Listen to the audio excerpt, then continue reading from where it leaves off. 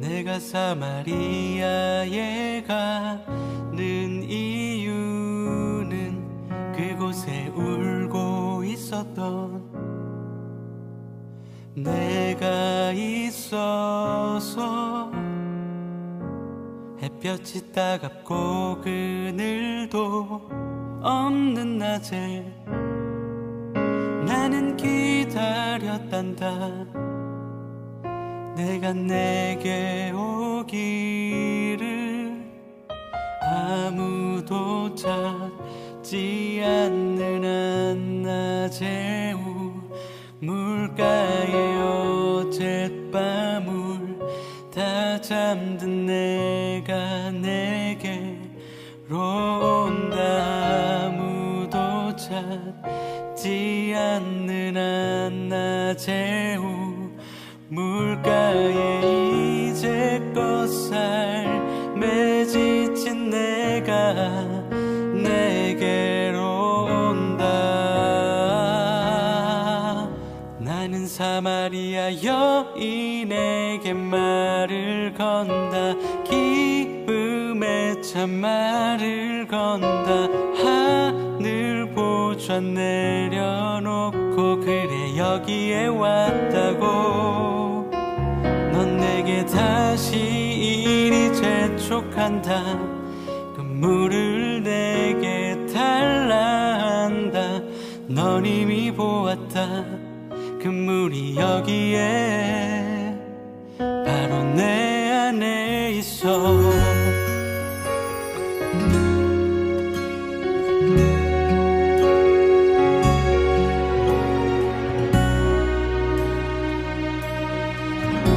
같이 고백하겠습니다. 내가 사마리아에 가는 이유는 그곳에 울고 있었던 내가 있어서. 햇볕이 따갑고 그늘도 없는 낮에 나는 기다렸단다. 내가 내게 오기를 아무도 찾지 않는 한낮의 우물가에 어젯밤을 다 잠든 내가 내게로 온다. 아무도 찾지 않는 한낮의 우물가에 이제껏 삶에 지친 내가 내게로 온다. 나는 사마리아 여인에게 말을 건다. 기쁨에 참 말을 건다. 하늘 보좌 내려놓고 그래 여기에 왔다고. 넌 내게 다시 이리 재촉한다. 그 물을 내게 달라 한다. 넌 이미 보았다. 그 물이 여기에 바로 내 안에 있어. 나는 사마리아 여인에게 말을 건다. 기쁨에 참 말을 건다. 하늘 보좌 내려놓고 그래 여기에 왔다고. 넌 내게 다시 이리 재촉한다. 그 물을 내게 달라 한다. 넌 이미 보았다. 그 물이 여기에 바로 내 안에 있어.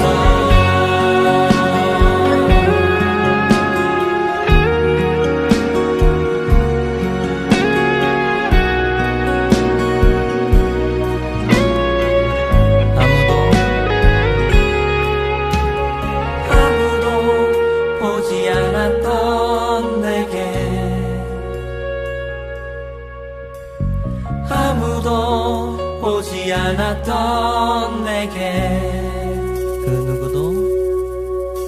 그 누구도 찾지 않았던 내게 아무도 보지 않았던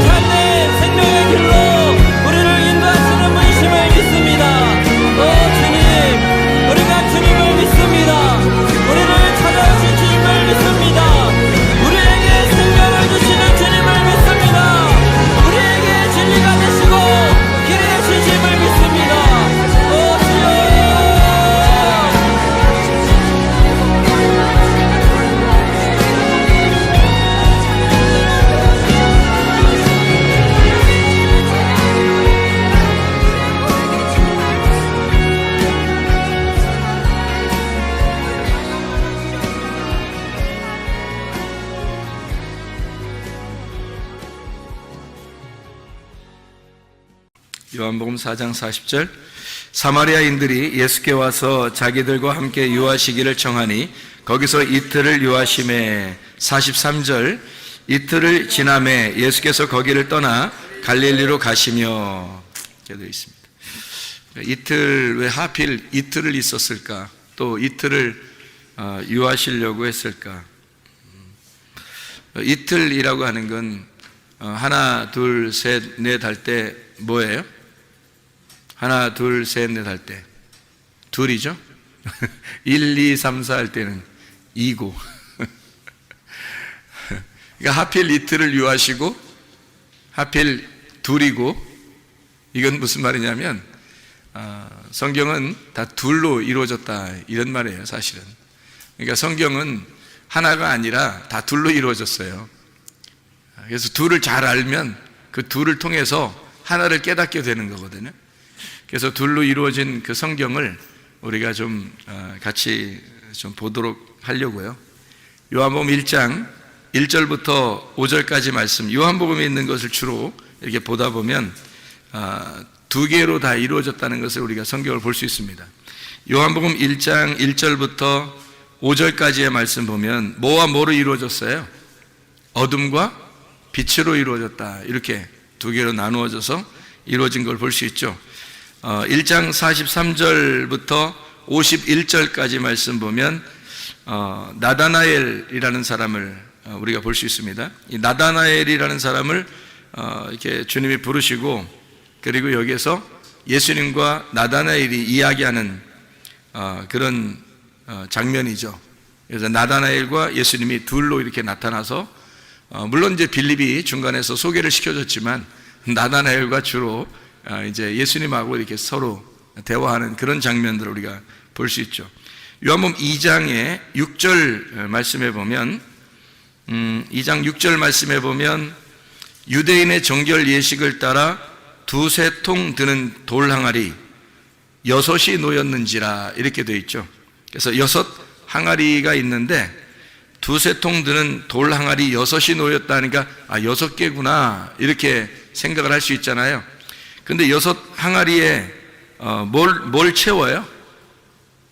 6 항아리에 물을 채우라고 그래요. 그죠? 물을 채우라고 그러는데 그 물이 뭐로 돼요? 포도주가 되죠. 그래서 물과 포도주라고 하는 이 둘로 나누어서 설명을 해주고 있는 그런 장면이죠.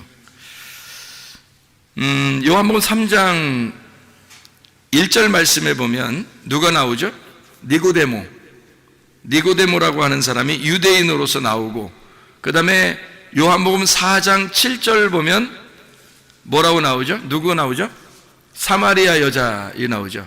그러면 누가 하면 요한복음 이제 3장 1절은 니고데모라는 사람이 나오고, 요한복음 4장 7절에는 사마리아 여자가 나오고, 그러면 여기 있는 둘은 서로 떨어져 있는 사람이 아니라 둘을 통해서 하나를 설명하려고 하는 그런 내용이라고 제가 설명을 한번 해드린 적이 있죠. 그러니까 니고데모라고 하는 사람과 사마리아 여자, 이름 없는 그 사마리아 여자, 이 두 사람은 관계가 떨어져 있는 사람이 아니라 사실 니고데모가 사마리아 여인이 되어 신랑 대신 주님을 만나는 것이다.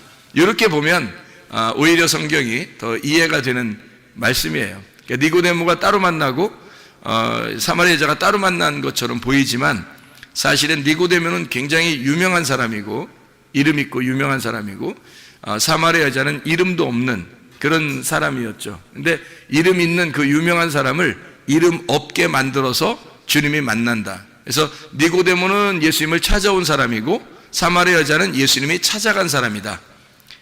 어떻게 해야지 구원을 받는다고요? 주님이 찾아오셔야 구원을 받아요. 그러니까 우리가 열심히 찾아간다고 구원받는 게 아니고 뭐 열심히 찾는 건 우리들이 해야 할 일이지만 주님이 찾아오셔야 구원을 받는다. 그게 성경에서 우리에게 가르쳐 주시는 말씀들입니다.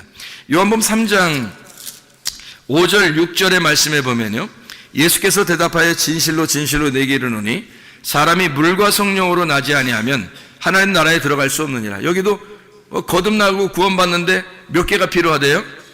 2개가, 그렇죠? 2개가 필요하다. 물과 성령이라고 하는 두 개가 필요해서 이 두 개를 통해서 너희가 구원을 거듭남을 받을 수 있다. 이런 얘기를 하면서요. 6절의 말씀에 보면 육으로 난 것은 육이고 영으로 난 것은 영이어야 된다. 이렇게 얘기해요. 그러니까 뭐와 갈라진 거예요? 육과 영을 나누어 가지고 여기서는 물과 성령으로 육과 영으로 나누어서 이렇게 두 개로 설명해 주는 그런 내용들을 우리가 볼 수 있습니다. 성경은 다 이렇게 두 개씩 나누어져 있어요. 그렇게 두 개로 나누어져서 모든 것을 설명해요. 처음부터 그랬죠. 처음부터 창세기에 있는 창세기 2장에 나와 있는 그 나무가 있는데 그게 단수인데요. 그 나무 하나가 선악나무하고 생명나무 두 개를 설명하려고 하나의 나무를 갖다 등장시킨 거예요. 그래서 이 두 가지가 있더라 이렇게 설명을 한 거죠. 그러니까 성경 하나가 선악과와 생명과라는 이 두 개로 성경이 이루어졌다라는 것을 우리에게 설명해 주는 겁니다. 마치 이제 죽음과 부활을 이렇게 말해주는 것처럼 이 땅에서는 율법을 통해서 죽어야 되는 것을 설명하고 저 하늘에서는 영적으로 살아야 된다는 것을 의미하는 이렇게 두 개로 나누어서 설명하는 그런 내용을 우리가 볼 수 있습니다. 그런가 하면 이제 요한복음 6장을 또 이렇게 보면요. 요한복음 6장 49절 말씀 보면 이렇게 되어 있습니다. 요한복음 6장 49절에 이게 요한복음 6장은 생명의 떡에 대한 이야기인데요. 만나와 생명의 떡에 대한 얘기인데 요한복음 6장 49절에 보면 너희 조상들이 광야에서 만나를 먹었는데 죽었다 이렇게 되어 있죠. 광야에서 만나를 먹었는데 죽었다. 50절에 보니까 이는 하늘에서 내려오는 떡이니 사람으로 하여금 먹고 죽지 않게 하려 하는 것이니라. 이제 누구를 설명하는 거냐면 예수님을 이야기하는데 너희들 조상들은 만나를 먹고도 죽었는데 나는 하늘에서 내려온 떡이고 그것을 먹는 사람은 죽지 않게 될 것이다 라는 것을 설명하려고 해놓은 얘기죠. 그죠? 51절에 보니까 나는 하늘에서 내려온 살아있는 떡이니 사람이 이 떡을 먹으면 영생하리라. 내가 줄 떡은 곧 세상의 생명을 위한 내 살이니라 하시니라. 이렇게 이야기를 했습니다. 그러니까 여기서는 뭐와 뭐를 비교한 거예요? 모세의 광야의 떡과 그리고 예수님의 생명의 떡, 요거를 설명해 두 개를 구분해서 나누어서 설명해 주고 있는 얘기죠. 여기에 떡이 있고 살아있는 여기 만나를 먹는 그 떡이 있고요. 그리고 살아있는 떡이 있습니다. 만나는 모세가 광야에서 준 것이고 그리고 예수님은 이제 살아있는 생명의 떡이라 그래요. 예수님이 그 뭐라고 그래요? 마귀한테 시험 받을 때 사람이 뭐로 살 수 없고 뭐로 산다고요? 떡으로만 살 것이 아니고 하나님의 입에서 나오는 말씀으로 사는 것이다. 이렇게 이야기를 했습니다.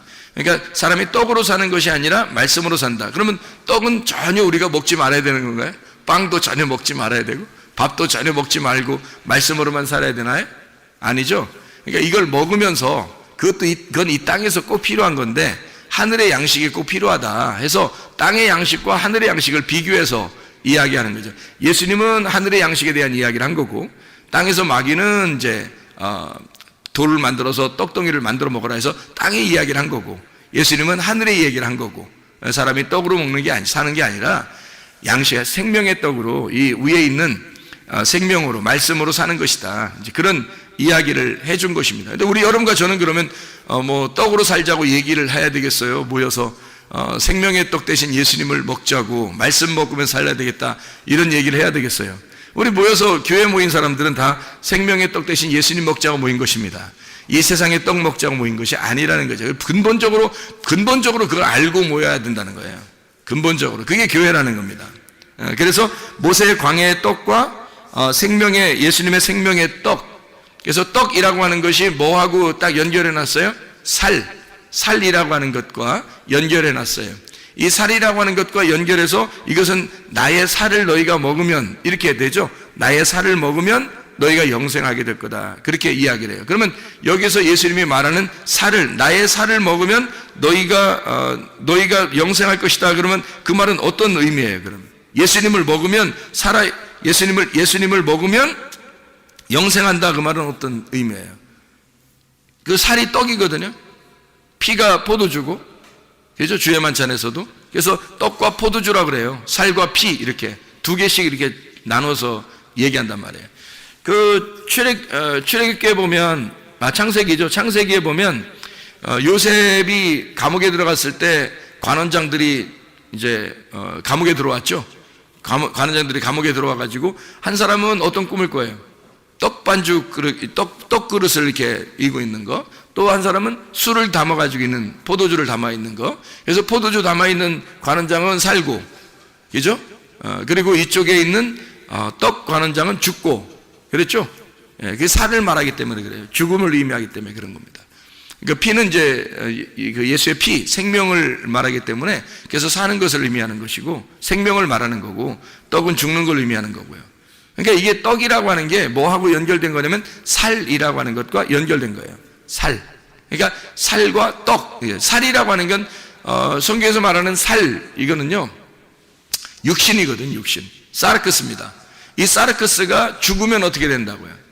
사르크스가 죽으면, 그러니까 바사르라고 하는 것이 죽으면, 구약에 있는 바사르, 육체가 죽으면 바사르가 된다 그래요. 그 바사르가 죽으면 바사르가 된다. 바사르가 죽는다는 말은 육신이 죽으면 이 말이고, 바사르가 된다는 말은 복음이 된다 그 말이거든요. 그래서 바사르라는 단어가 육체라는 단어와 복음이라는 단어를 같이 쓴단 말이에요.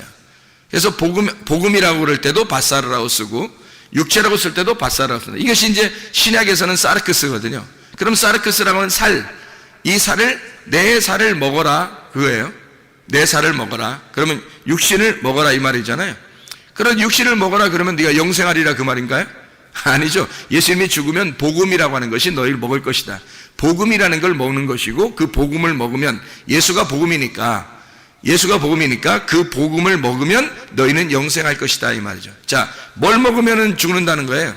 만나, 광야에서 있는 만나, 조상들이 먹던 그 만나를 먹으면 죽는다 그런 거고, 예수님의 살을 먹으면 산다 그렇게 얘기하는 거예요. 그러니까 이 예수님의 살이라고 하는 것은 그냥 육신을 말하는 거겠어요? 복음을 얘기하는 거겠어요? 복음을 말하는 거라는 거죠. 복음을 말하는 거예요. 그래서 예수의 살을 먹는 자, 예수의 떡을 먹는 자는 영생하리라 그 말이에요. 조상들이 준 떡은요 그냥 떡이에요.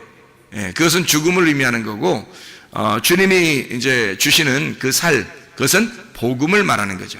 그래서 복음을 먹어서 살게 된다라고 하는 것을 이야기하는 내용입니다. 요한복음 6장 55절에서 58절까지 말씀이 그 얘기하는 거죠. 내 살은 참된 양식이요 내 피는 참된 음료로다. 내 살을 먹고 내 피를 마시는 자는 내 안에 거하고 나도 그 안에 거하나니, 살아계신 아버지께서 나를 보내심에 내가 아버지로 말미암아 사는 것 같이 나를 먹는 그 사람도 나로 말미암아 살리라. 이것은 하늘에서 내려온 떡이니 조상들이 먹고도 죽은 그것과 같지 아니하여 이 떡을 먹는 자는 영원히 살리라 이렇게 말씀하고 있습니다. 그러니까 육은 무익하고 영은 살리라 하는 말과 같은 내용의 이야기예요. 그래서 6장 63절에 이렇게 이야기합니다. 6장 63절에 살리는 것은 영이니 육은 무익하니라. 내가 너희에게 이른 말은 영이요 생명이라 이렇게 되어 있죠. 여기 있는 말이라고 하는 게 여기서 로고스 말이에요, 레마 말이에요? 레마라는 말이 영이요 생명이라 그런 말이에요. 그래서 로고스가 아니라 여러분에게 직접 적용되는 말씀, 여러분에게 주어지는 말씀들이 있단 말이에요. 그 주어지는 말씀이 오면 그게 영이고 그게 생명이라는 거예요. 그게 복음이 된다는 걸 얘기하는 거예요. 우리 모두에게는. 그러니까 조상들이 먹은 그런 떡, 그런 살 이런 게 아니고요. 예수님이 주시는 그 살, 예수님이 주시는 그 음료, 이것은요 우리에게 주시는 영원한 것이다, 영이다, 영생하는 것이다 라고 하는 얘기예요. 그래서 육은 무익한데 영은 영원한 것이다. 그래서 말씀이 영이요 생명이다, 살리는 것이 영이다 이렇게 이야기를 하는 거죠. 그래서 육과 영을 이렇게 나누었습니다. 그래서 여기 말씀이 말씀들이에요. 내 말하는 것들, 말씀들 이 말이에요. 그것이 말씀들이 여러 씨가 떨어진단 말이에요. 여러 씨가 떨어져. 그게 레마예요. 그게 막 여러 씨가 떨어져서 자기한테 들어오는 거거든요. 자기한테 들어오면 딱 하나가 심어져요. 심어져요. 그러면 그 다음부터 말씀 안 듣는다는 얘기가 아니라 다른 말씀을 들으면서 영향이 공급되는 거예요. 계속 우리는 그 말씀으로 살아가는 거예요. 그 레마라는 말씀으로 살아가게 돼 있단 말이에요. 그 씨를 받음으로. 그게 말씀들이에요. 그게 생명이라는 얘기고 육은 무익하다 이런 얘기를 한 겁니다. 자, 그런가 하면 이제 요한복음 8장을 한번 봐봐요. 요한복음 8장 6절 8절에 보면 이렇게 돼 있죠. 그들이 이렇게 말함은 고발할 조건을 얻고자 하여 예수를 시험함이로라. 예수께서 몸을 굽히사 손가락으로 땅에 쓰시니 그렇게 돼 있죠. 그리고 8절의 말씀에 보면 다시 몸을 굽혀 손가락으로 땅에 쓰시니 왜 이렇게 예수님은 두 번씩이나 이렇게 쓸까요? 두 개니까. 두 개로 설명해 줘야 되니까. 하나로 설명하는 게 아니니까. 그래서 두 번을 갖다 땅을 쓰시는 거예요. 그러면 두 번의 땅을 글을 쓴다고 하는 것은 어떤 의미를 얘기하는 거예요? 땅에 글을 썼다. 땅에 글을 썼다. 그리고 두 번째도 땅에 글을 썼다. 똑같이 땅에 글을 쓴 거죠. 근데 두 번째 쓴 건 다시 글을 쓴 거예요. 앞에서 쓴 거하고 뒤에 쓴 게 뭐가 달라서? 뭐가 달라서요? 자, 이게 이런 얘기가 있죠. 하나님이 모세에게 십계명을 주실 때 처음 십계명을 주실 때는 어때요?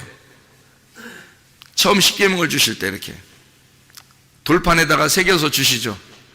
근데 그 돌판을 산에 올라갈 때 모세가 들고 올라갔어요? 아니면 하나님이 그냥 직접 그냥 거기 돌판을 만들어 가지고 써서 주셨어요? 처음에는 돌판을 하나님이 만들어서 써서 주셨어요. 그러니까 글자 판도 하나님 거고 글자도 하나님이 쓰셔서 주셨어요. 모세가 한 게 하나도 없어요. 그 내려오다가 이제 금송아지 섬기는 그 백성들을 놓고 이 돌판을 갖다 던지잖아요. 던지는데 이렇게 뭐 어떤 영화처럼 딱 던질 때 다시 손에 싹 들어올 수 있잖아요.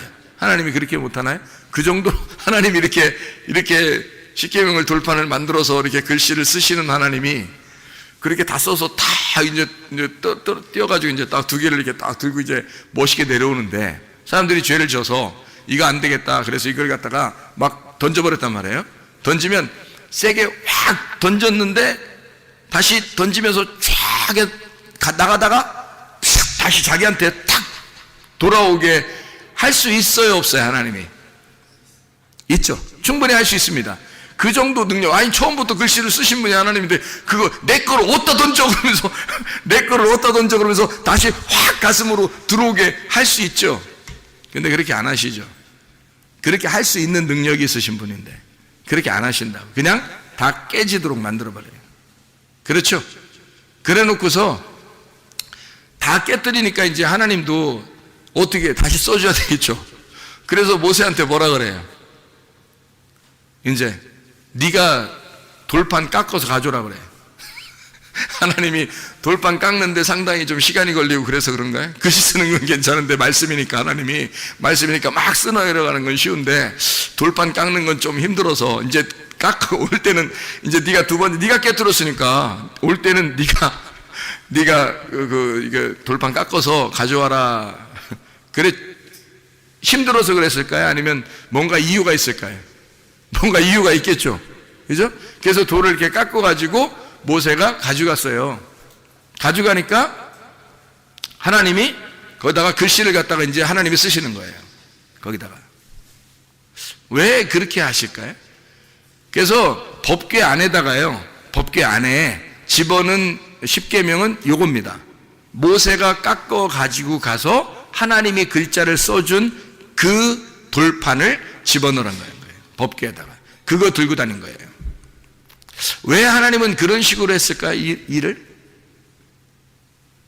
하나님이 직접 다 하면 좋은데 왜냐하면 두 가지이기 때문에 그렇습니다. 성경은 두 가지로 나오기 때문에 그래요. 예. 그러니까 첫 번째 것은 깨져야 할 돌판이에요. 두 번째 것은 깨지면 안 된다는 거죠. 첫 번째는 왜 깨져야 되는 거예요? 그럼 하나님이 이 땅에 오셔서 말씀이 이 땅에 오셔서 죽으셔야 되니까 너희들이 죄를 짓는 것에 대해서 주님이 오셔서 죽으시는 걸 말하는 거예요. 그리고 두 번째 다시 만든 그 돌판, 거기다 글씨만 써줘요. 그럼 이건 누가 만들었다고요? 자기가 만들었다고요. 자기가 만든 그 마음에, 자기가 만든 거에 하나님께서 심어주는 거죠. 말씀을. 신비의 말씀을 심는 거예요. 옛날에는 모세가 돌판을 깎아가지고 갔지만, 그래서 하나님이 그 돌판에다 글씨를 썼지만, 지금은 어디다 심어요? 하나님 말씀을 여러분 마음판에다 심는다고요. 여러분 마음판은 누구 거야? 여러분 거예요. 여러분의 마음판에다가 하나님의 말씀을 심는 거라고요. 이 새기는 거라고. 그게 법궤 안에 들어가 영원히 존재하는 거라고요. 그 말씀이.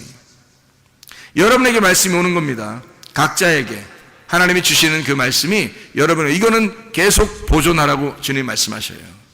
첫 번째 거들은 깨뜨리고 두 번째는 그냥 두시죠. 자, 그래서 예수님도 글을 쓰실 때 땅에다가 뭐 사람들이 막 연구 엄청 합니다. 이거 무슨 글자 썼나? 뭔 무슨 글자 써요? 딱 보면 몰라요. 거기 써 있잖아요. 죄 없는 놈이 쳐봐라. 딱 보면 몰라요? 그걸 써놨잖아요. 죄 없는. 아니, 그 글자 써놓고 얘기 한번 하면 똑같은 거 아니에요, 그거? 죄 없는 놈이 한번 쳐봐. 이거, 자, 보세요. 그러면 지금 이 글자를 처음에 쓸 때는 뭘 쓴 거예요? 두 번 썼으니까 첫 번째 쓸 때는 뭘 썼겠어요? 너 죄인이라는 걸 썼겠죠. 너 죄인이니까 너도 죽어야 돼. 한 번 쓰고. 두 번째, 그 죄를 지었지만 내가 그것 때문에 왔어. 두 번째, 너에게 은혜를 베풀 거야. 죄 없는 놈만 한번 쳐봐. 니네가 율법이라고 그러니까 율법을 한번 다 쳐봐. 어떤 놈이 안 걸리는 놈이 있나. 그리고 두 번째, 땅에다가 글을 쓰셔요. 그때 이 말씀들을 깨닫는 겁니다. 이 사람들이요. 이 말씀이었구나 라고 두 번의 십계명을 깨닫는 겁니다. 거기서 깨닫고 직접 보세요. 예수님이 하나님인데 하나님이 땅에다가, 이 땅에다가요, 글을 막 이렇게 쓴 건 또 이게 참 엄청 특별한 거 아닙니까? 생각해 보세요. 십계명에다만 글 써야 돼요? 그 산에 있는 돌판에다가만 막 하나님이 막 손가락이 나와서 막 쓰고 그러면 진짜 멋있는 거예요? 땅에다 쓰면 안 되는 거예요? 땅에다 직접 썼잖아요, 예수님이. 와가지고 어디 막 돌아다니면서 어디다 막 자기 이름 써놓고 막 이렇게 다니지 않잖아요, 주님이. 다니시면서. 여기다 글씨 써놓잖아요. 가늠한 여자 여기 때, 요때 딱 써놓는 거예요. 두 번을 글씨 쓰면. 뭘 쓴 거예요? 두 번의 십계명과 두 번의 말씀이 똑같다는 거죠. 그게. 하나는 너희를 죽이는 율법이고 하나는 너희를 살리는 율법이야. 두 가지가. 그래서 가늠한 여자를 나는 살릴 거야. 너희들이 죄 없다면 쳐봐. 죄 없는 자는 나밖에 없어. 이 여자를 죽일 수 있는 여자는 나밖에 없는 거야.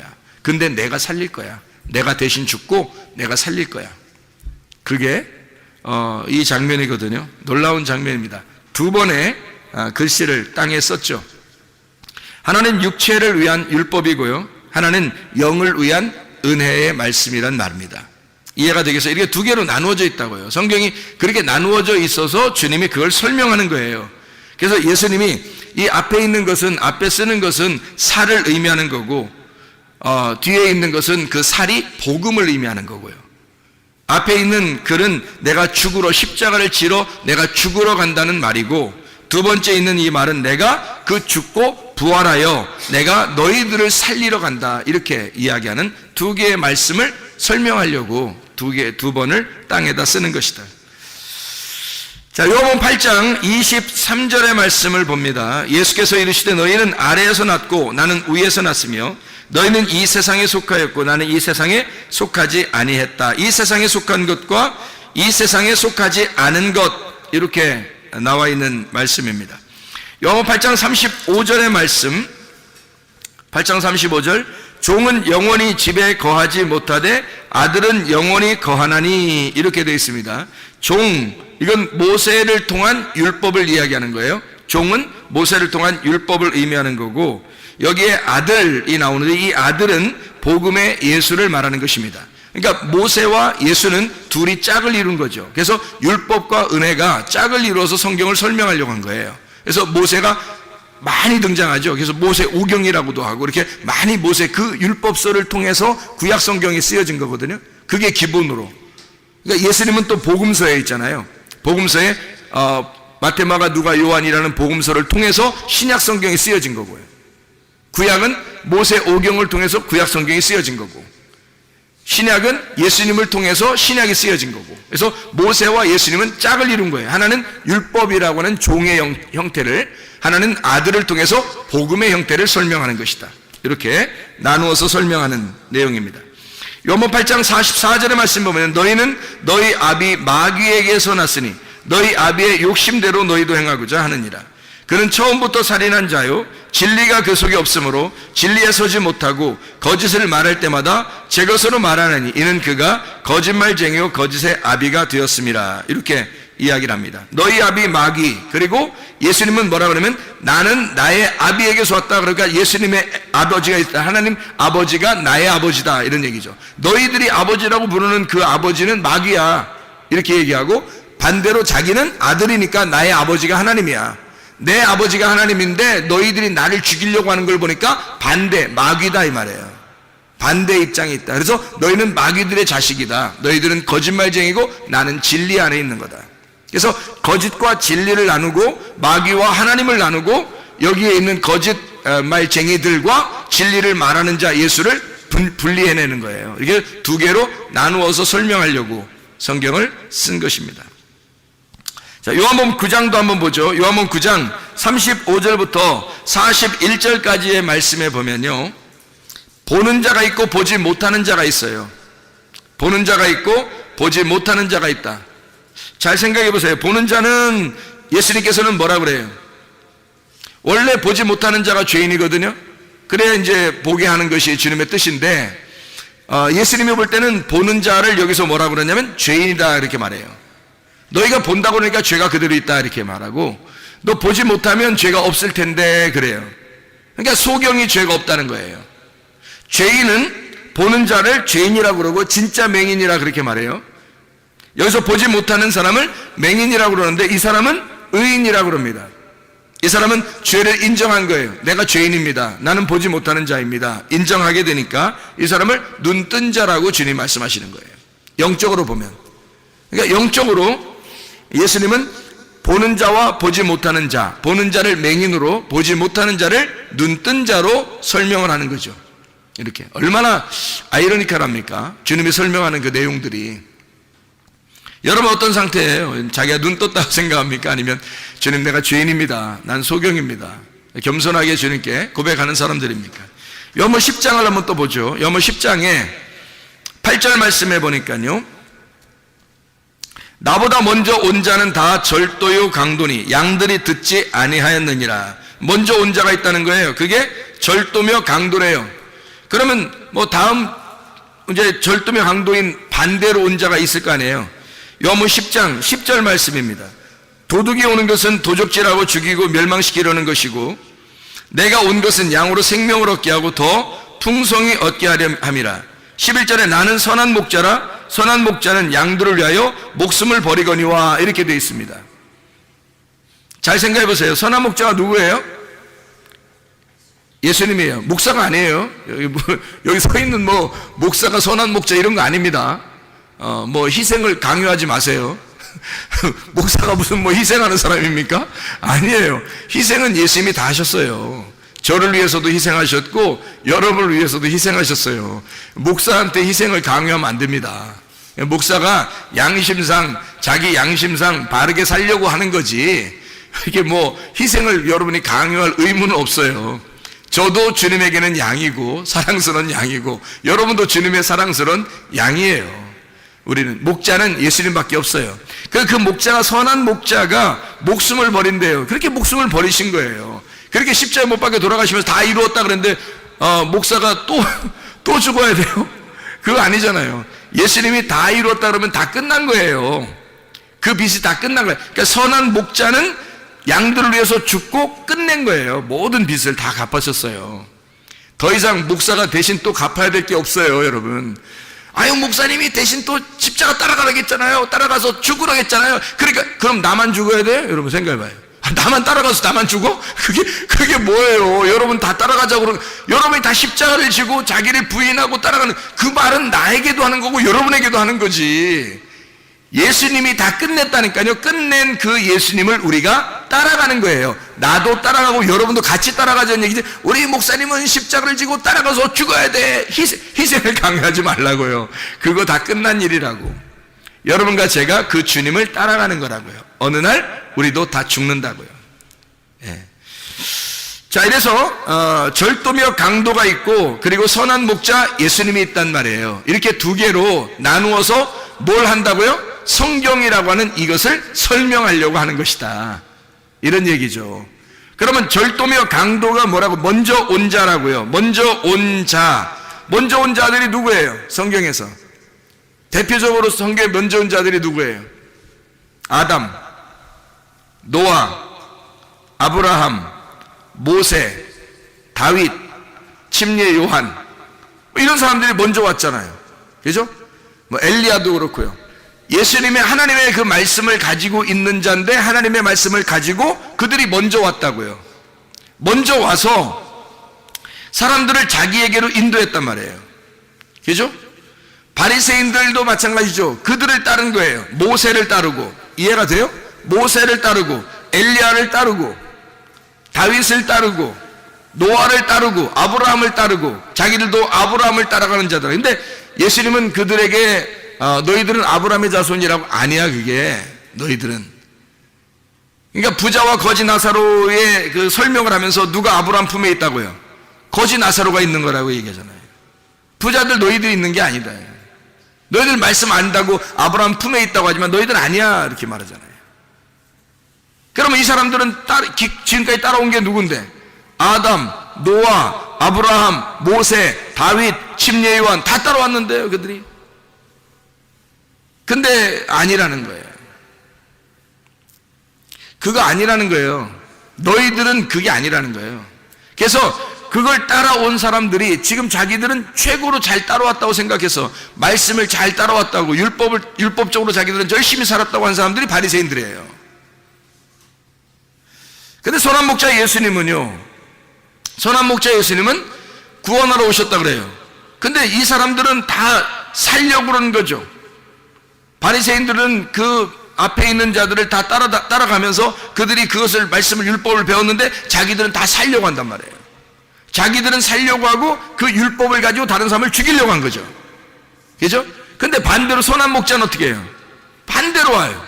자기가 죽으려고 와요. 그러니까 완전 반대죠. 그러니까 이 사람들이 따라가던, 이제까지 따라가던 그 율법, 이제까지 따라오던 그 말씀들을 자기들은 최고인 줄 알고 따라갔는데, 그래서 자기들이 거룩한 줄 알았는데 다른 사람을 정죄했는데, 알고 보니까 예수님은 자기가 죽으러 왔던 거예요. 그럼 예수님이 죽으러 왔다는 얘기는 누구로, 뭘로 왔다는 거예요? 반대로 율법에 의하여 죽으러 왔다는 얘기를 얘기하려고 하는 건데요. 죄인으로 왔다는 얘기예요. 그러니까 의인과 죄인을, 그러니까 땅에서 말하는 의인은 율법과 선지자예요. 그렇죠? 근데 땅에서 죄인대로 왔다는 거예요, 주님이. 그래서 예수님이 이 땅에 죽으니까 반대로 하늘나라 올라가니까 뭐가 돼요? 죄인이 의인 되는 거예요. 의인들은 죄인 되는 거고. 그래서 이 땅에서 눈을 뜬 자는 하늘나라에 눈 감은 자가 되는 것이고, 이 땅에 눈을 감은 자는 하늘나라에 눈을 뜨는 자가 될 것이다. 그런 얘기를 하는 거죠. 의의 문이 열리는 거죠. 아래에서 문이 닫힌 사람들이 자기가 문이 닫혔다 이렇게 고백하는 사람들에게 눈이 열리는 거죠. 하늘의 문이 열리는 거예요. 그걸 부활했다 그러는 거예요. 무덤에서 부활했다. 무덤 문이 열렸다. 네 속에 있던 무덤 문이 열렸다. 그런 이야기를 하는 거죠. 요한복음 10장 26절 27절의 말씀입니다. 26절 27절. 너희가 내 양이 아니므로 믿지 아니하는도다. 내 양은 내 음성을 들으며 나는 그들을 알며 그들은 나를 따르느니라. 여기서 그들의 양이 있어요. 너희들, 그들의 양과 내 양, 내 음성을 듣고 따르는 자, 내 양이 따르다. 그러니까 양이 다르다는 거예요. 그죠? 너희들의 양이 있고 예수님의 양이 있다는 거예요. 그러면 우리가 무슨 말씀을 따라 살고 있느냐, 무슨 말씀을 받기를 좋아하느냐, 어떤 말씀을 듣고 있느냐, 어떤 말씀이 내게 와 있느냐에 따라서 주님의 양이 될 수도 있고 주님을 대적하는 양이 될 수도 있다는 얘기예요. 상대방의 양. 그죠? 너희들의 양. 그러니까 율법과 선지자들의 양이 있고 은혜의 진리의 양이 있단 말이에요. 그러니까 선한 목자 대신 예수님의 양이 있고 율법과 선지자들의 양이 있단 말이에요. 그러니까 너희들은 그들 양이다. 그래서 26절, 27절의 말씀에 너희가 내 양이 아니다 이렇게 얘기하잖아요. 그러니까 예수님 말씀 듣는 것이 아니라는 거예요. 예수님은 죽으러 왔는데 그 죽으러 오신 그 양을 위해서 죽으러 오신 예수님을 따르지 않는다는 겁니다. 그 말을 듣지 않는다. 그러니까 예수님의 양이 따로 있다는 거예요. 너희가 믿지 않는 거예요. 믿지 않으니까 예수님의 양이 아닌 거고, 믿으면 양은 주님의 음성을, 주님의 양은 주님의 음성을 듣게 된다. 그걸 좋아하게 된다는 거예요. 그러면 그건 주님의 양이라는 겁니다. 그래서 주님을 믿고 따르는 겁니다. 어떤 말씀이 우리에게 와 있느냐 하는 얘기고요. 그 진리의 말씀을 우리는 따르셔야 돼요. 예수 그리스도를 따라가셔야 됩니다. 예, 다른 양이 돼서는 안 되는 거예요. 다른 걸 이렇게 다른 말씀들, 이상하다 다른 말씀들, 내가 좋아하는 뭐 이런 거 아니에요. 그렇게 하면 안 되고요. 주님의 말씀이 있어야 돼요. 진리의 말씀. 성경은 이렇게 두 개로 나누어져 있기 때문에 자칫 잘못하면 앞에 걸 선택할 수 있어요. 뒤에 걸 선택해야 되는데 앞에 걸 선택하면 오랫동안 선택할수록 우리는 손해를 봐요. 왜냐하면 그것이 오히려 나를 절도며 강도가 되기 때문에 그래요. 나한테. 그럼 우리는 모든 걸 다 잃어버립니다. 물론 잃어버려야죠. 그래서 모든 걸 잃어버릴 때 그 순간이 오면 나를 다 잃어버리고 절망 가운데 있을 때 새로운 목자가 나타나시는 거죠. 레마로. 근데 그게 너무 늦지 않기를 바랍니다. 그게 너무 늦지 않기를. 주의 말씀을 들을 때 우리는 주님의 음성을 듣고 주의 말씀을 따라 사는 사람들이 되셔야 합니다. 요한복음 11장 43절 44절의 말씀에 보면요, 이 말씀을 하시고 큰 소리로 나사로야 부르시니 나오라, 나사로야 나오라 부르시니 죽은 자가 수족을 배로 동인 채로 나오는데 그 얼굴은 수건에 쌓였더라. 예수께서 이르시되 풀어놓아 다니게 하라 하시니라. 이렇게 되어 있죠. 나사로는 성경에서 어떤 사람이에요? 죽은 자죠. 예수님은 어떤 자예요? 자, 나사로는 죽은 자고 그 무덤에 있는 거고요. 예수님은 누구예요? 여기서 그러면 죽은 자를 살리는 분이잖아요. 그죠? 죽은 자를 살리는 분이니까 죽은 자와 죽은 자를 살리는 분이 있어요. 그러면 여기서 나사로는 죽은 자인데 이 죽은 자를 뭐라고 표현해요? 묶여있는 자라는 얘기예요. 묶여있는 거를 죽은 자라 그렇게 표현하는 거예요. 그럼 묶여있는 자를 다른 말로 따지면요, 깨닫지 못하고 있다는 얘기입니다. 깨닫지 못하고 있다. 이렇게 깨닫지 못하고 묶여있는 나사로를 예수님을 만나면 예수님이 와서 어떻게 이거를 풀어주죠. 자유롭게 풀어줍니다. 묶인 것을 풀어주는 거예요.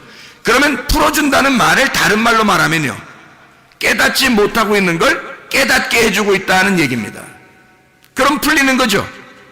무덤에 갇혀 있는데 무나메이온이라고 하는 이 기억 상실, 생각이 없는 그것에 막혀있는 그 기억이 딱 매여있는, 묶여있는, 풀어지지 않는 그 생각을 주님이 이 무덤을 열어서 이 기억을 되살리는 겁니다. 생각을 갖다가 생각나게 만들어주시는 거예요. 이게 부활이라고요. 주님은 풀어주는 자고 나사로는 죽은 자라는 거죠. 주님은 살려주는 자고 나사로는 죽은 자고. 이해가 되겠어요? 이게 두 개로, 하나는 죽는 자요, 하나는 살려주는 자로 두 개로 설명하고 있잖아요. 자, 또 한번 봅니다. 요한복음 16장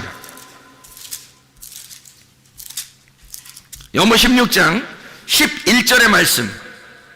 심판에 대하여라 함은 이 세상 임금이 심판을 받았음이라. 사형 선고 받은 거죠. 여기서 사형 선고. 이 세상 임금이 심판을 받았음이라. 그러면 요한복음 18장 37절. 요한복음 18장 37절. 빌라도가 이르되 그러면 네가 왕이 아니냐? 예수께서 대답하시되 내 말과 같이 내가 왕이니라. 내가 이를 위하여 태어났으며 이를 위하여 세상에 왔나니 곧 진리에 대하여 증언하려 함이로라. 무릇 진리에 속한 자는 내 음성을 듣느니라 하신대. 자, 잘 봐요. 성경을 잘 봐보라고요. 이 세상 임금이 누구예요? 이 세상 임금이 요한복음 16장 11절에 세상 임금이 심판받았대요. 누가 심판받은 거예요? 예? 누가 심판받았어요? 이 세상 임금이 심판받았네. 이 세상 임금이 누구예요? 예? 누가 심판받죠? 이 세상 임금이 누구냐고요? 아니, 시간 많이 가게 하지 말고 광야에서 시험 받을 때 예수님한테 막 감히 시험하면서 내가 이 세상을 다 가지고 있다, 내가 너한테 주겠다, 뭐 이런 것들도 있었잖아요. 그러면 이 세상 임금이 심판받았다, 그 말은 누가 심판받았다는 얘기예요? 여기서 예수님이 그 시험을 이기셨나요? 아니, 이기시지 못했나요? 시험을 이기셨죠. 그러면 왕이, 임금이 이렇게 항복하고 지면 그러면 더 이상 임금인가요? 아니죠. 그래서 이 세상 임금을 정복시키신 예수님이 임금인 거예요. 이해가 돼요? 그래서 예수님이 자기를 설명하는 거예요. 내가 인간으로 와서 이제 곧 나는 죽을 거야. 이미 사형 선고를 받아놓고 살고 있어. 이 말이에요. 그리고 요한복음 18장 37절의 말씀에 나는 진짜 왕이다. 왕이긴 왕이야. 근데 나는 죽으러 왔어. 나는 죽을 거야. 그런데 빌라도가 뭐 그런 게 있어. 왕이 뭐 죽고 그래. 그러니까 예수님이 뭐라 그래요? 나는 하늘의 왕이야. 나 이 땅의 왕이 아니야. 땅에서 다스리려고 하는 게 아니라 난 하늘에 있는 자들을 다스리는 왕이야. 그러니까 영적으로 구원받은 자들을 다스리려고 내가 왕이 되려고 그래. 그래서 나는 죽으려고 그래. 그게 진리야. 이런 얘기를 한 거예요. 예수님이 이 땅의 왕, 임금 대신 우리들을 위에서 주님이 오셔서 그 이 세상 임금으로 오셔서 자기가 죽는 거예요. 그러면 예수님이 죽으시면 이 세상 임금이 끝난 거죠. 그러면 진리가 살아서 부활하신 하늘의 영이 하늘의 영이신 하나님의 아들이 다스리게 된다는 거예요. 하늘의 왕이 되신다는 거지. 이 땅에서 임금이 죽으면 마귀는, 너희를 유혹하던 마귀는 이미 끝났어. 그래서 내가 너희들이 왕이라고 여겼던 그 왕의 입장에서 내가 죽을 거야. 이 세상 임금이 심판을 받았어. 정죄를 받았어. 그래서 내가 이 땅에 온 거야. 말씀이 육신이 돼서 온 거야. 그리고 나는 진리인데 나는 죽을 거야. 빌라도가 내가 너를 살릴 수도 있고 내가 너를 죽일 수도 있는데 그거 하늘에서 너에게 그렇게 그런 권한을 주지 않았다면 너는 그거 할 수도 없어. 내가 그 능력을 너에게 주었고 네가 나를 죽이도록 그런 명령을 하도록 권세를 주었기 때문에 네가 하는 거야. 내가 영들을 다스리는 왕이야. 그 예수님이 그렇게 말씀하시는 거죠. 그래서 주님은 요한복음 19장 11절 예수께서 대답하시되 위에서 주지 아니하셨더라면 나를 해할 권한이 없었으리니 그러므로 나를 내게 넘겨준 자의 죄는 더 크다. 그래서 주님은 너를 일부러 시켜서 나를 죽이도록 하는 거야. 너도 내 수하에 있는 거야. 내가 하늘의 왕이니까. 이해가 되시겠습니까? 이 땅의 임금이 죽고 이 땅의 임금이 정죄를 받아 이 땅의 임금이 심판을 받아 죽으면 그러면 하늘의 왕으로서 살아가게 된다. 그런 얘기를 하는 것입니다. 자, 무슨 얘기인지 아시겠죠? 요한복음 19장 34절, 요한복음 19장 34절. 그중 한 군병이 창으로 옆구리를 찌르니 곧 피와 물이 나오더라. 이렇게 두 가지로 설명하고요.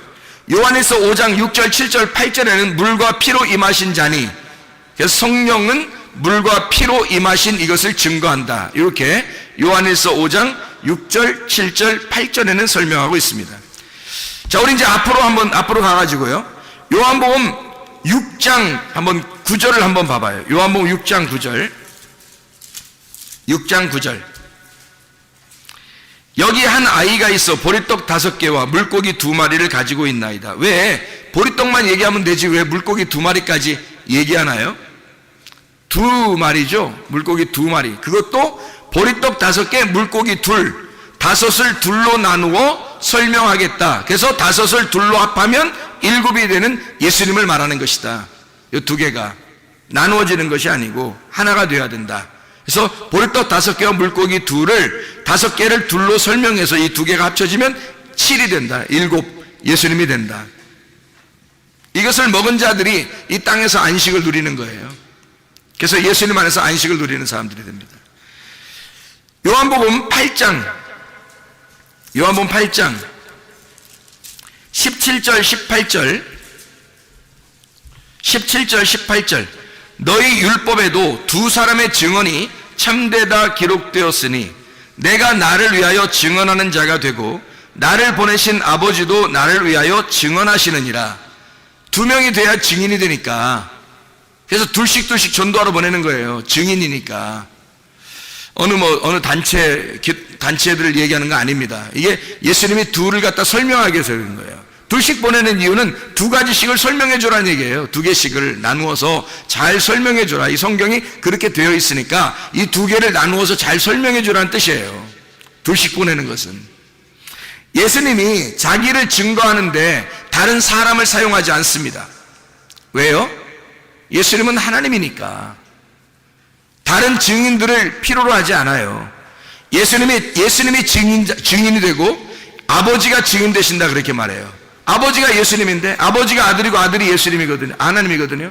그러면 아들이 아버지고 아버지가 아들인데 예수가 자기가 증인이 되고 내 아버지가 증인이 된다는 말은 자기가 전적으로 증인된다는 얘기거든요. 그럼 이걸 왜 2가지로 설명하면 증인은 2이 돼야 되니까. 성경은 둘로 나누어져서 이어진 거니까. 그런 내용이니까. 그래서 2를 설명하는 거죠. 요한복음 8장 17, 18절의 말씀, 내가 나를 위하여 증언하는 자가 되고 나를 보내신 아버지도 나를 위하여 증언하시느니라. 2 사람의 증언이니까 아들과 아버지죠. 그러면 우리가 주님의 증인이 되려면 어떻게 돼야 돼요? 주님의 증인이 되려면 그러니까 우리 속에 누가 들어와야 돼요? 아버지의 아들이 들어와야 돼요. 그래야 증인이 되는 거예요. 그럼 아버지의 아들이 우리 속에 들어오면 어떤 것을 증거할까요? 예수가 나 때문에 정죄받으시고 죽으셨다는 걸 증언하겠죠. 무슨 말인지 알겠죠? 정죄는 내가 받을 테니까 너는 반드시 살아야 된다라고 하는 것을 주님이 내게 가르쳐 주셨다라고 증언하겠죠. 그죠? 그래서 주님이 나를 위해 정죄를 받으시고 심판받아 죽으실 테니 너는 대신 살아라. 죽음과 부활을 설명해 주고 있는 내용이죠. 그게 증인이라는 겁니다. 그걸 잘 설명해 내는 사람이 증인이라는 거예요. 성경의 증인. 자, 요한복음 14장 6절 말씀입니다. 잘 아는 말씀이죠? 14장 6절. 예수께서 이르시되 내가 곧 길이요 진리요 생명이니 나로 말미암지 않고는 아버지께로 올 자가 없느니라. 누가 증인이에요? 다 하시는 거예요. 길, 진리, 생명 예수님이 다 하시는 거예요. 20절 말씀 봐요. 요한복음 14장 20절 말씀. 그날이 어떤 날이에요? 부활의 날, 네가 눈이 떠지는 날, 네가 깨닫는 날, 네가 무덤의 문이 열리는 날, 그 날에는 내가 아버지 안에, 너희가 내 안에, 내가 너희 안에 있는 것을 너희가 알리라. 이 부활의 날에는 너와 내가 하나인 것을 네가 알게 될 것이다. 그런 말이죠. 그러면 증인이 예수와 우리 안에 들어온 예수가 증거한다는 얘기예요. 그렇죠? 예수이신, 부활하신 그 예수님과 나를 살리신 그 예수님이, 이 예수와 그 예수가 같이 길과 진리와 생명을 설명하게 될 것이다, 그런 얘기예요. 요한복음 14장 15절, 16절, 17절의 말씀입니다. 너희가 나를 사랑하면 나의 계명을 지키리라. 내가 아버지께 구하겠으니 그가 또한 다른 보혜사를 너희에게 주사 영원토록 너희와 함께 있게 하시리니 그는 진리의 영이라. 세상은 능히 그를 받지 못하나니 이는 그를 보지도 못하고 알지도 못함이라. 그러나 너희는 그를 아나니 그는 너희와 함께 거하시며 또 너희 속에 계시겠음이라. 뭔 얘기예요? 하나됨이에요. 예수님의 이름 안에서 나로서 너희를 인정하겠다. 다시 말하면 내 안에서 너를 나라고 인정하겠다, 예수님이 그러는 거죠. 보혜사를 준다는 얘기는 생기를 불어넣어 준다는 얘기입니다. 하나님의 생명을 줘서 너라는 흙덩어리를 생기를 줘서 살리겠다는 얘기야. 그러면 예수님이 말씀이 육신이 돼서 오셨잖아요. 그 예수라고 하는 그 말씀이 육신 되신 그 예수님을 너라는 것으로, 네가 그것으로 인정하겠다는 얘기예요. 그래서 서로 하나가 되겠다는 얘기입니다. 보혜사가 온다는 얘기는, 보혜사가 와서 네가 나이기 때문에 이걸 주겠다 이거예요. 보혜사가 와서 그걸 증명해 주겠다. 네가 나고 내가 너라는 것을 보혜사가 오면 증명이 될 거야. 이 보혜사가 와서 너를 나라고 인정해 줄게, 그 말이에요. 원래 우리는 예수님이 아니에요. 하나님의 아들이 아니라고. 근데 보혜사가 오면, 보혜사 성령님이 오시면 너를 하나님의 아들들이라고 인정해 주겠다는 거예요. 하나님의 아들들이라고. 원래 원본은 아닌데 너를 양자의 영을 주어서 너를 하나님의 아들들이라고 인정해 줄게. 그러면요, 양자도 아들입니다, 여러분. 양자도 아들이에요. 아들의 권리가 없는 게 아니에요. 법적인 아들이에요, 우리가. 법적인 아들이기 때문에 우리도 우리의 권리를 충분히 하나님 아버지에게 주장할 수 있단 말이에요. 우리도 아들이니까. 원래 예수님은 아니지만 우리가 양자가 됐잖아요. 우리도 하나님의 아들들이 됐잖아. 그러면 나도 아들이에요, 아버지. 저도 아버지의 아들이에요. 충분히 우리도 하나님의 아들이신 예수님의 이름 안에서 아버지에게 아들로서의 권리를 충분히 주장할 수가 있다는 얘기죠. 그 얘기입니다. 너희가 내 안에 거는, 이 보혜사 성령이 오시면 그걸 다 알려주겠다는 거예요. 그렇게 만들어 주겠다는 얘기입니다. 놀라운 얘기죠. 요한복음 18장 6절 말씀, 18장 6절. 예수께서 그들에게 내가 그니라 하실 때에 그들이 물러가서 땅에 엎드러 지니라. 내가 그니라, 이 말이 뭐냐면 내가 나다, 이런 말이거든요. 에고 에이미라는 단어예요. 출애굽기 3장 14절에 나는 스스로 있는 자다 라는 말이 에고 에이미라는 말이거든요. I am who I am, 나는 나다, 이런 말이에요. 나는 존재다, 내가 살아있다, 내가 생명이다, 이런 말이에요. 예수님이 나는 생명이다, 나는 스스로 있는 자다, 내가 하나님이야, 내가 그 여호와야, 너희들이 따랐던 그 여호와야 라고 하니까 사람들이요 물러가서 땅에 엎드러져요. 왜냐하면 스스로 있는 자 앞에 굴복하는 겁니다. 주님이 내가 나야 라고 하니까 다 엎드러지는 거예요. 요한복음 18장 6절의 말씀이죠. 그렇죠? 요한복음 18장 9절 말씀 하나만 보고 마치도록 하겠습니다. 요한복음 18장 9절 말씀 보니까 이렇게 뭐라고 되어 있어요? 이는 아버지께서 내게 주신 자 중에서 하나도 잃지 아니하였사옵나이다 하신 말씀을 응하게 하려 함이라. 이게 무슨 말이에요, 여기? 사람들이 누굴 찾는, 이제 예수님이 누굴 찾느냐 그래요. 만약에 예수님이 여기서 내가 그니라 했는데 다 엎드러졌어요. 어떻게 잡아요, 예수님을? 그러니까 예수님이 뭐라고 그러냐면 누구 찾냐 이렇게 물어봐요. 그래도 사람들이 뭐라면 나사렛 예수라 그렇게 말하잖아요. 그러니까 예수님 말하기를 내가 그니라 나야 이렇게 말하잖아요. 나를 찾거든 이 사람들이 가는 것을 용납하라 이래요. 거기서 예수님이요 참 놀라운 의리 하나를 지켰다 그런 거예요. 왜 좀 멋있는 사람이 이러잖아요. 영화에서도 멋있는 사람은 내가 다 당할 테니 이들은 다 가라고 해라. 이들은 다 너희들은 다 집에 돌아가. 내가 다 담당할 테니까. 뭐 이런 거 있잖아요. 뭐 멋있게. 여기서도 꼭 영화 장면 같잖아요. 두목 예수님이 부하들을 집에 좀 보내달라. 내가 두목만 잡으면 되지 않냐. 나만 잡으면 되잖아. 다 보내라. 응? 쟤들은 살려줘. 내가 잡힐 테니까. 진짜 멋있는 장면 아닙니까? 근데 이런 의미일까요? 아니면 하나도 잃지 않겠다 하는 말이 무슨 의미일까? 이 말은 너희가 아니니까 너희 일이 아니니까 너희들의 일이 아니니까 잘 생각해 봐요. 예수님의 일이지 제자들의 일이 아니란 말이에요.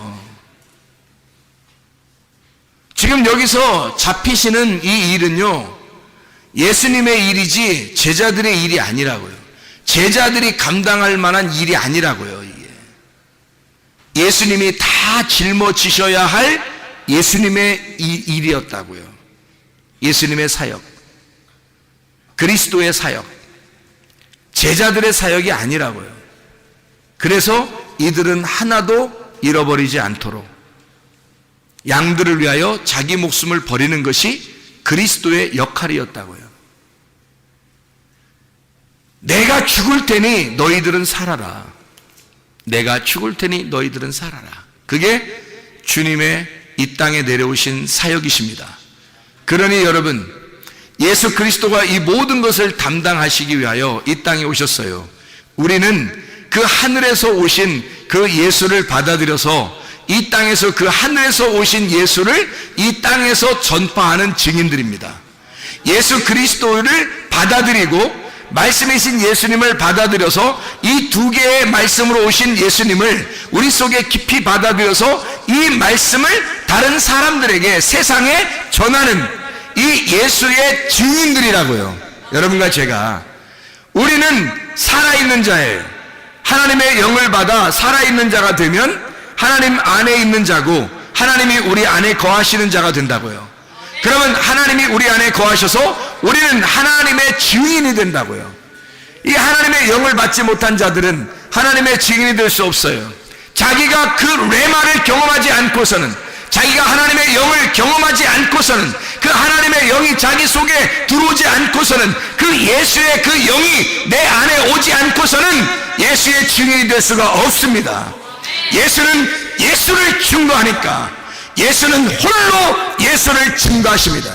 여러분을 사용할 때 여러분을 사용하는 게 아니라 예수가 자기가 우리에게 들어와서 자기가 자기를 증거하는 거예요. 여러분과 저는 하나님의 영이 우리 안에 있어야 됩니다. 하나님의 영이 우리 안에 거하여야 우리도 주님 안에서의 증인이 되는 거예요. 주의 증인으로 살다가 주님 만나시기를 바랍니다. 우리 하나님 아버지 사랑과 은혜를 감사를 드립니다. 하나님의 말씀을 이렇게 두 가지로 나누어서 써 있는 말씀들을 우리 같이 나누었습니다. 하나님 말씀이 육신이 되어 우리 가운데 거하신 주 예수가 하나님의 성령께서 우리 안에 거하셔서 예수의 증인으로 살다가 주님 만나게 도와 주시옵소서. 예수 그리스도 존귀하신 이름 받들어 기도 올려옵나이다.